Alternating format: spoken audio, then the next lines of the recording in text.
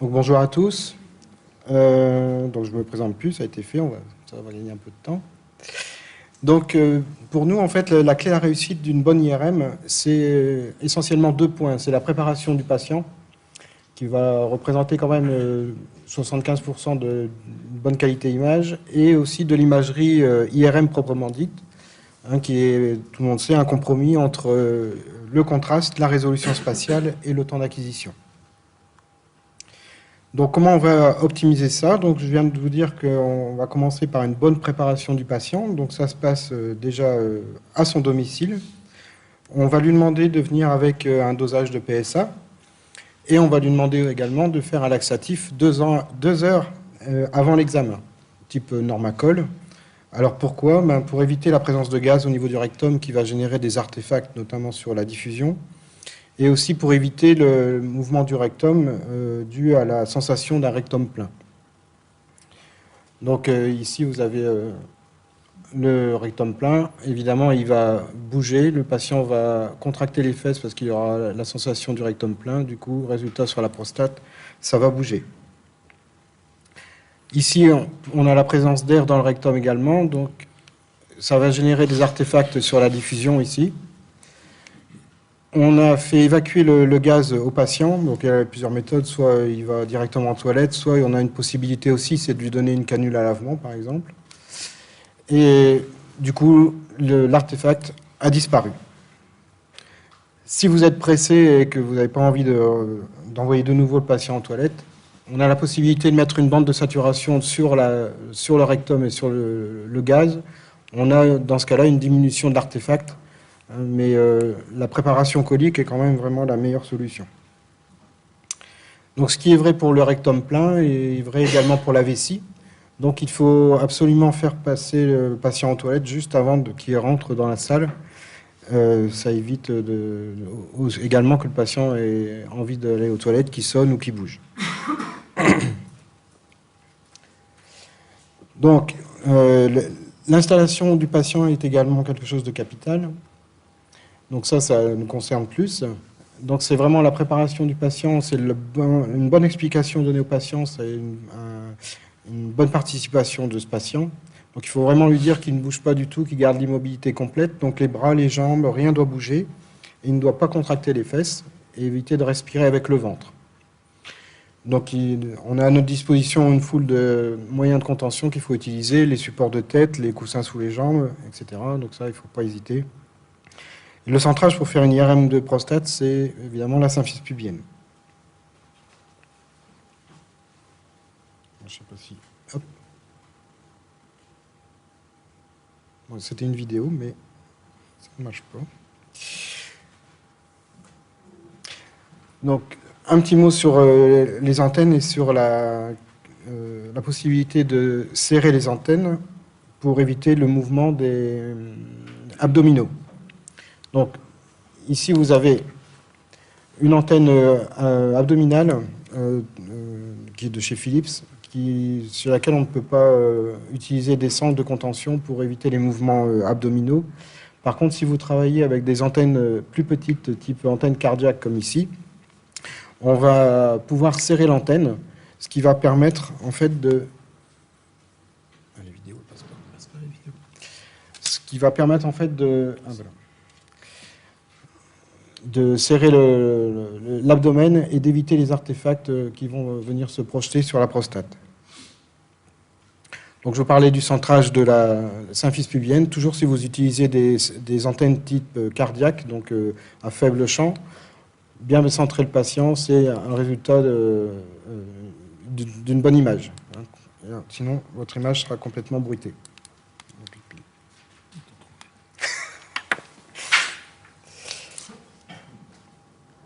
Donc, la bonne explication et le confort du patient vont déterminer la bonne réussite de l'examen. Donc, outre la préparation du patient, nous, on utilise un antispasmodique. En l'occurrence, on utilise le glucagène en faisant attention en fait, aux contre-indications. Donc, c'est un inhibiteur de la motilité, c'est un antagoniste de l'insuline. Donc, il ne faut pas que le patient soit diabétique, qu'il n'ait pas de glaucome, et qui n'ait pas bu d'alcool. C'est une question compose quand même, parce que dans notre région, c'est... Donc, pourquoi on utilise ça? Tout simplement, vous voyez, sur cette petite vidéo, donc ça, c'est une vidéo qu'on a faite pendant les dynamiques, que le rectum, en fait, bouge énormément. Il bouge, et du coup, il fait bouger forcément la prostate.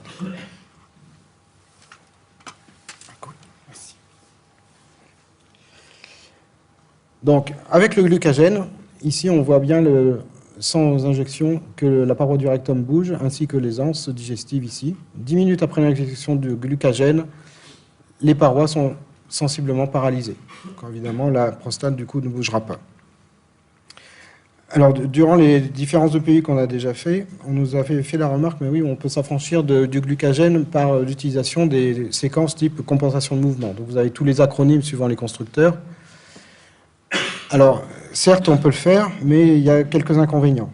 Mon petit rappel, c'est ce type de séquence, en fait, ce sont des profils de coupe en mode radial, et on va s'intéresser uniquement à ce qui se passe ici. Donc, grosso modo, c'est un Moyen-Âge. Donc, qui dit Moyen-Âge dit ajout de blurring. Alors, l'utilisation de ce type de séquence présente quelques problèmes, c'est qu'elles prennent du temps. Elle ajoute du blurring au centre de l'image. Elles ne peuvent pas être utilisées avec des petits champs, ou si vous l'utilisez avec des petits champs, ça sera très moche. Elle écrase les contrastes, et elle ne dispense pas de la bonne préparation du patient, notamment pour la diffusion. Donc ici, je vous ai mis un image comparatif avec un T2 et un T2 multivan. On voit d'emblée que les contrastes sont écrasés, sans changer les paramètres, uniquement en mettant le multivan. Une autre petite remarque, il y a certains constructeurs qui lisent systématiquement les images en sortie machine. Vous n'avez pas moyen d'accéder aux images natives. Donc, il faut savoir que ce type d'image, voilà, on voit ici que c'est bien lissé, engendre une perte d'information. Donc, il faut essayer de ne pas trop lisser les images. Donc, ensuite, on va passer à la technique proprement dite. Donc, pour avoir une bonne IRM prostatique, on va devoir utiliser un petit FOV, une bonne résolution spatiale et un bon choix d'antenne. Donc, petit rappel pour mettre les idées en place. La taille du FOV va dépendre de la taille de l'antenne ou du nombre d'éléments sélectionnés si vous avez une grande antenne abdominale. La taille du pixel, c'est la FOV sur la matrice. Que le rapport signal sur bruit va dépendre du volume du voxel, du nombre de lignes et du nombre d'excitations. Et que le temps d'acquisition va dépendre du TR multiplié par le nombre de lignes multiplié par le nombre d'excitations. Ça, c'est pour mettre les petites idées en place pour la suite. Donc, on a une foule d'antennes possibles pour faire une IRM prostatique. On a donc tout ce qui est antenne cardiaque ici, et des antennes abdominales, sur lesquelles on pourra sélectionner les éléments qu'on veut utiliser. Ou alors, on a également la possibilité d'utiliser des antennes endorectales. Le tout, c'est de ne pas utiliser des antennes trop grand champ sans possibilité de sélectionner les éléments, parce que ça n'a strictement aucun intérêt. Vous allez détruire la résolution spatiale et ça n'a pas d'intérêt. Donc, deux petits mots sur l'antenne endorectale. Nous, on l'a abandonné maintenant, ça fait une dizaine d'années, je pense. Pourquoi? Parce qu'on était obligé de travailler en petits champs. Ensuite, ça engendrait un certain inconfort du patient. On avait une perte de signal au-delà de 4 cm. On a obligé de travailler avec une antenne supplémentaire pour étudier les ganglions et faire l'injection. Il y avait un risque de déplacement de l'antenne pendant l'examen. Et aussi, ça représentait un certain coût, puisque certaines de ces antennes ont une durée d'utilisation limitée. Donc voilà un peu le type d'image que ça donnait. Donc on voit très bien qu'au-delà de 4 cm, c'est complètement bruité. On ne peut pas étudier correctement tout ce qui se passe autour. Par contre, évidemment, c'est très beau quand on est juste au bord. Ça, on ne peut pas le nier. Donc, outre le choix de l'antenne, il faut travailler en petits champs. Alors, pourquoi on travaille en petits champs? Parce que si vous travaillez en champ large, comme ici le champ de 320, si vous voulez avoir le même résultat ici, vous allez devoir faire un zoom optique. Et forcément, vous allez bien détruire la résolution spatiale. Un petit mot sur la matrice. Il y a deux matrices en IRM sur lesquelles on peut jouer. C'est la matrice d'acquisition et la matrice de reconstruction. La seule matrice vraiment indispensable, c'est la matrice d'acquisition. C'est la seule sur laquelle il faut jouer pour avoir une bonne résolution spatiale. Parce que c'est la seule où vous allez récupérer les informations. Une fois que vous avez récupéré les informations, vous avez beau la couper en autant de carrés que vous voulez, vous allez toujours avoir la même image, donc les mêmes informations. Alors pourquoi je vous dis ça? C'est parce qu'on s'est rendu compte que sur certains logiciels de visualisation ou alors sur certaines IRM, on voyait quand on regardait les informations, une matrice à 512-512. Et quand on regarde les données d'ICOM, en fait, il s'agissait de la matrice de reconstruction, alors que la matrice d'acquisition était de 288 sur 288. Donc là, il faut faire attention sur certaines machines, c'est la matrice de reconstruction qui est notée et pas la matrice d'acquisition. Donc là, on va entamer les paramètres d'acquisition proprement dit. Donc, toutes nos séquences, dans la majeure partie des cas, on utilise le même FOV, on utilise la même inclinaison, à savoir, on se met perpendiculaire à l'urètre prostatique, et forcément, le coronal sera perpendiculaire à l'axial. On utilise plus ou moins les mêmes épaisseurs de coupe. Et pourquoi? Pour avoir une bonne synchronisation des images et pour avoir aussi la possibilité de faire des fusions d'images. Et surtout, ça va engendrer une bonne reproductibilité. Donc, voilà un peu ce que ça donne. Donc, on a le topogramme, les trois plans T2, une diffusion avec 4B, une série ganglionnaire, une série de diffusions ganglionnaires, une injection et un tardif loco-régional. Là-dessus, va se greffer en fait des post-traitements qui se font de façon automatique sur l'IRM Philips. Donc les paramètres T2, donc on travaille en T2 en 3 mm, c'est un petit champ donc 280, et on arrive à un voxel de 1,92 mm3. On met des petites options comme le drive, mais ça je reviendrai dessus tout à l'heure. On travaille ce T2 en TSE, il est en multi-slice. Alors le multi-slice, c'est quoi? C'est qu'on va remplir plusieurs lignes en même temps de chaque image. L'inconvénient, c'est que, comme vous le voyez, donc on remplit une ligne de chaque image. L'inconvénient, c'est que pour avoir toutes vos images, vous allez devoir attendre la fin de la série. L'inconvénient également, c'est que si le patient bouge ne serait-ce qu'une seule fois pendant l'acquisition de la série, toutes vos images seront floues. Donc il y a une petite astuce qui permet d'avoir au moins une image sur deux, nette, si le patient ne bouge qu'une fois. Si on a un TR de 3000 et un TE de 110, on arrive à pouvoir faire 27 coupes. Et bien on va dire à la machine obligatoirement de le faire en 2 paquets, c'est-à-dire qu'elle va faire 2 paquets de 14 coupes, de 13 coupes. Cette petite astuce, en fait, va permettre d'avoir, si le patient bouge qu'une seule fois, une image sur 2 qui sera floue et pas le paquet en entier. Ça permet d'éviter de recommencer parfois la série complètement. Donc voilà un peu, en termes d'image, ce que ça donne le T2 TSE, donc en sagittal, coronal et axial et coronal, pardon. Mais aujourd'hui, avec l'évolution technique des machines, on a commencé depuis quelques mois maintenant une nouvelle série en T2 en 3D. Donc, grâce à une technologie qui s'appelle le Compress Sense, on va pouvoir obtenir des images en isotropique et donc des reconstructions en axial, coronal et sagittal avec un volume encore plus petit de voxels que le T2 TSE. Alors pour ceux qui ne connaissent pas et en vulgarisant au maximum, qu'est-ce que c'est que le Compress Sense? Si on le compare en fait à la photo numérique, en photo numérique, vous pouvez soit avoir toutes les informations possibles et imaginables quand vous prenez vos photos et travailler ce qu'on appelle en image RAW, soit vous travaillez en JPEG et là vous avez une image comprimée. Vous voyez qu'il y a déjà une perte d'information, on voit quand même que c'est un chien. Ben pour l'IRM, en fait, le but, c'est d'aller rechercher directement l'image comprimée ici, sans avoir à collecter toutes les informations. C'est vraiment schématisé à fond, mais c'est pour fixer les idées.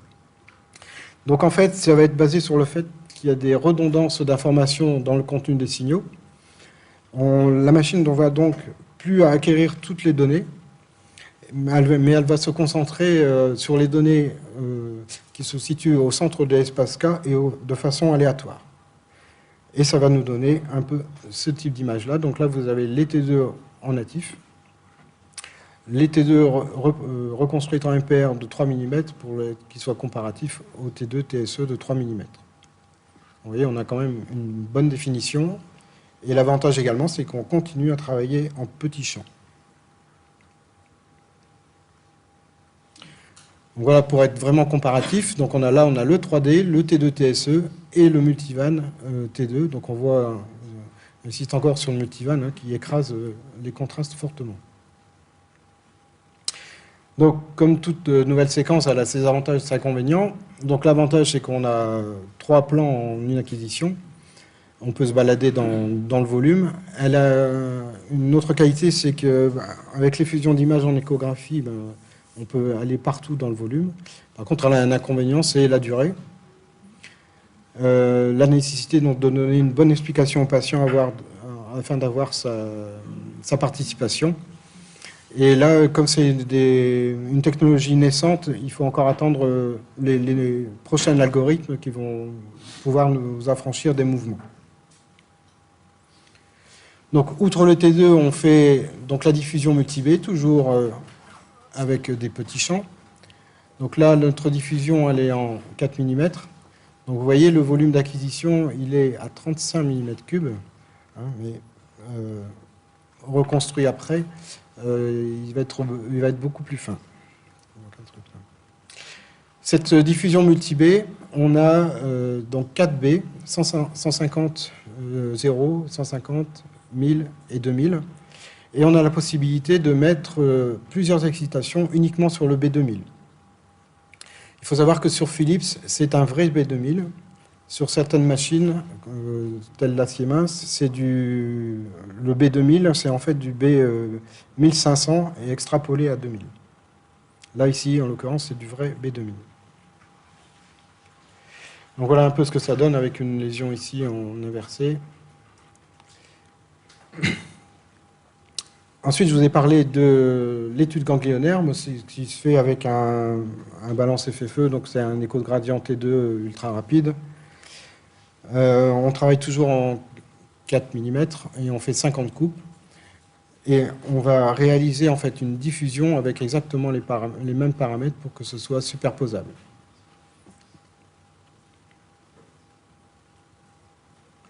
Donc la deuxième diffusion pour les ganglions, on va utiliser uniquement un B à 1000 pour des raisons de rapidité.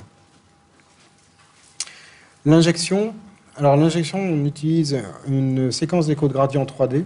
Pourquoi? Parce que elle a un temps d'acquisition qui est très court. On va pouvoir la multiplier, on va en faire 20 dynamiques.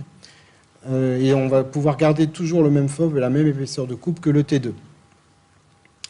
Donc, on a une série qui va durer 15 secondes avec un voxel d'acquisition à 13 mm construit en 1,58 mm3. Donc, voilà un peu ce que ça va donner sur le dynamique, sur une seule coupe. Le petit plus qu'on fait, c'est qu'on va laisser partir 3 dynamiques vides pour pouvoir en fait bien étudier la prise de contraste ici. Plutôt que la prise de contraste se situe dès l'injection, on va laisser passer 3 dynamiques pour pouvoir bien étudier le départ en fait du produit de contraste. Alors pourquoi on a choisi l'écho de gradient et qu'on n'a pas pris de série FATSAT? En fait, qui dit FATSAT dit forcément un temps un peu plus long et l'utilisation d'un grand champ. Donc ici, vous avez un comparatif avec une image qui vient d'un service de l'extérieur. C'est le même patient. Donc l'injection avait été faite avec un grand champ et FATSAT. Et si on fait un zoom, évidemment, vous voyez bien la différence de qualité entre les deux images. Donc là, on se retrouve avec un voxel de 7,55, un FOV de 380. Ici, c'est quand même un FOV de 160 et un voxel de 4,9 pour la même épaisseur de coupe. La dernière série que l'on fait, c'est donc une étude loco-régionale. On fait donc un écho-gradient 3D FATSAT T1 pour l'étude peltienne, qui dure 2 minutes. Donc des petits trucs à ne pas oublier pour améliorer les séquences. Ça paraît bête, mais parfois ça peut être bien utile. Il faut faire toujours attention au sens de codage de phase pour éviter les mouvements respiratoires. Donc nous, on met toujours la phase en droite-gauche. Si vous n'avez pas de moyen anti-repliement satisfaisant et que vous êtes gêné par les bras, il suffit juste de mettre les bras sur la poitrine du patient et du coup, ça enlève tous les artefacts possibles. Pareil en sagittal. Si vous travaillez avec une phase en antéro-postérieur et que vous avez des artefacts de ce type-là, il suffit de mettre une bande de saturation sur la paroi abdominale et les artefacts disparaissent.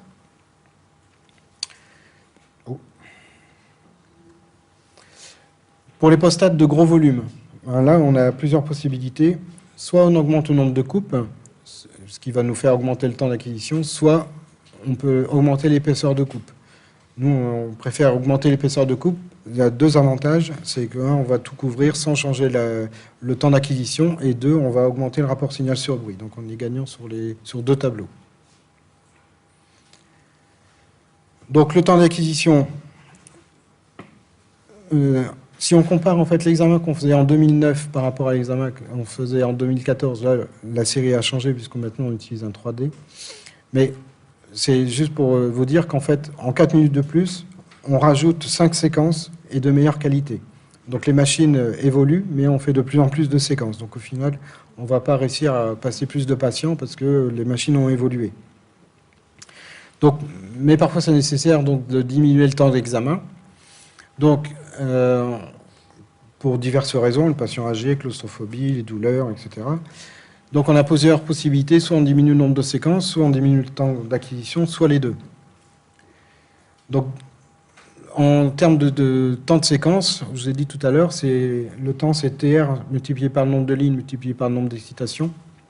Si on diminue le TR, on diminue le contraste. Le nombre de lignes, on diminue la résolution spatiale. Le nombre d'excitations, on diminue le rapport signal sur bruit. Donc sur quoi on peut jouer pour raccourcir la durée? On peut utiliser une matrice rectangulaire qui est très avantageuse. Une matrice rectangulaire va permettre parfois, ici on va utiliser une matrice rectangulaire, au lieu d'être 160 sur 160, on est 160 sur 136. Et donc ça va nous faire gagner une réduction du temps d'environ 31%, ce qui va nous permettre de carrément diviser par 2 le nombre d'excitations. Vous pouvez aussi augmenter le facteur turbo, mais là, vous allez très vite avoir un problème de blurring. Augmenter la taille du voxel. Donc là, ça a deux avantages. C'est que ça va... Enfin, un avantage, c'est que ça va augmenter le rapport signal sur bruit. Par contre, vous allez détruire légèrement la résolution spatiale. Ensuite, forcer le sense, tout ce qui est imagerie réseau phasé, donc sense, asset, etc. Donc, mais ça va engendrer de nouveaux artefacts et une baisse du rapport signal sur bruit. Ou alors d'activer aussi ce qu'on appelle le drive, qui va augmenter l'effet T2 et baisser le TR. Donc je reviens un peu sur la matrice rectangulaire. C'est un avantage, je vous ai dit, c'est de gagner du temps.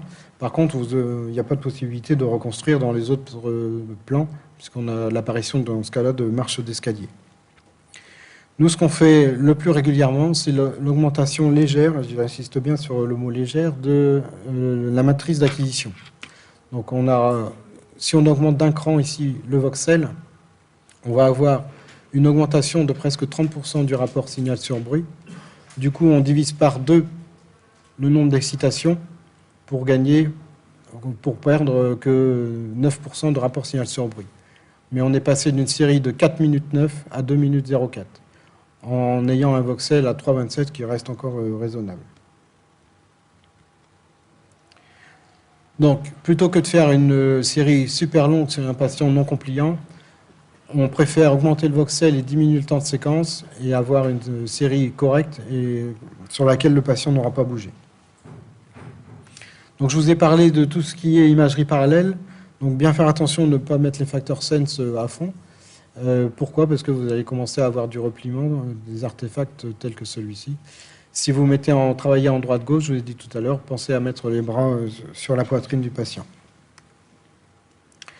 Donc, si vous avez certaines machines proposent l'option drive, donc c'est quoi ça? C'est en fait on va rajouter une bascule à -90 en fin de séquence pour pouvoir diminuer le TR. Donc je vous ai mis un exemple ici. On a un TR à 1800 sans drive et un TR à 1800 avec drive. Donc on voit bien les hypersignaux, hein, beaucoup plus intenses avec le drive. Si on avait voulu en fait la même image ici en hypersignal, on aurait dû travailler avec un TR à 3000, qui dit un TR à 3000, dit augmentation du temps de séquence. Donc le drive permet bien de diminuer le temps de séquence. Donc avec tout ça, ben, vous avez optimisé votre IRM prostatique. Voilà, je vous remercie pour votre attention.